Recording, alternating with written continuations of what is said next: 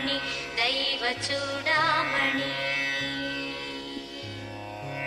आत्मरक्षा नमः पापशिक्षा नमो विश्वकर्ता नमो विश्वभर्ता नमो देवता चक्रवर्ती परब्रह्ममूर्ति त्रिलोकैकनाथादिनाथा महाभूतभेदम्बुलन् नीवयै ब्रोहुमेल्लप्पुडुं भास्करा हस्करा